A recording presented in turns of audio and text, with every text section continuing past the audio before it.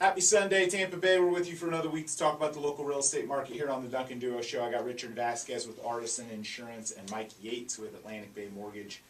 And want to start right out of the gate today to talk about some homeowners insurance insights and news. And this goes for all the, really all the owners out there, but also all of the landlords.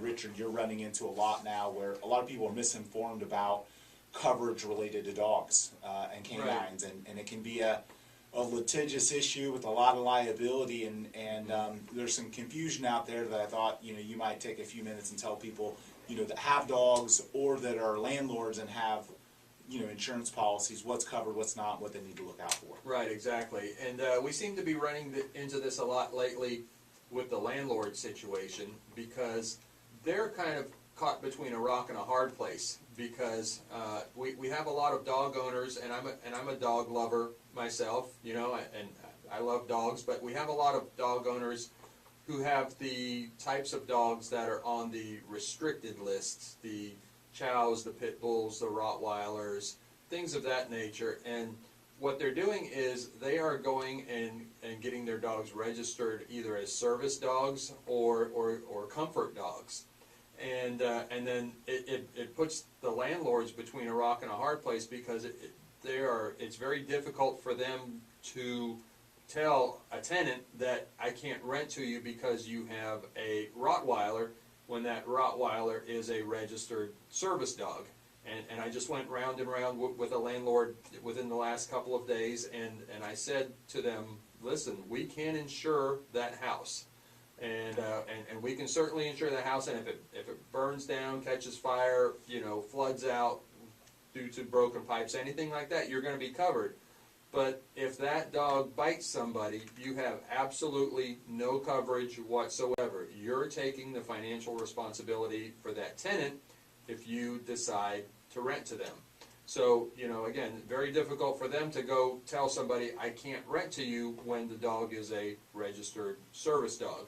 And it seems like what we're seeing a lot of is, and I have personally spoken with somebody who has done this, and this is the reason I bring this up, is because people who are owning those dogs are going out and finding the right veterinarian who will give them the proper documentation that they need to have their pit bull registered as a service dog. Even though they maybe aren't necessarily handicapped, don't necessarily need a service dog, if they shop around enough, they can find the proper veterinarian who will give them what they need so that their dog can get, and I'm using the quote mark, with my fingers here, so that they can get the right papers so that the dog is now a service dog. Gotcha. And that's what they're doing. It's interesting because, I'd always grown up thinking pit bulls were like an aggressive, violent type breed, but I've met some people that have some very tame, well-behaved, absolutely calm yeah. pit bulls that are service dogs. So, I mean, there could be some people out there listening thinking, pit bull, yeah, that's a service dog. My It's a service grandfather dog. got Like, the type hey, of sick poodle. them, like. Yeah, there are some legitimate, yeah. service dogs out there that are pit bulls and Rottweilers, and there are people that need those dogs, and we don't want to take anything away Right. from those people. But there's also the guy who, gets all pumped up at the gym and thinks he's cool and just wants to own a pit bull, and the only way he can do that, because his apartment complex won't let him, the only way he can do that is to go get the right papers for that dog. So this is also a time of year when you want to start thinking about end-of-year insurance review, kind of looking at your policies, what's covered, what's not covered, understanding your risk tolerance. A lot of people start to quote their auto and homeowners insurance at the end of the year to kind of plan for next year. Yeah, and things change on a regular basis in the insurance world. And if, for those of us that have lived here a long time, we need to remember that there was a lot of building going on here in the 80s when I was growing up in Brandon. There was building everywhere. Those houses are reaching a milestone now. They're reaching that 30-year-old mark. Either they've already reached it or it's coming up soon. And sometimes your coverage changes at different milestones. So it's a good idea to go to your insurance agent if your house is a little bit older and say, hey, can you look at my policy? Has anything changed?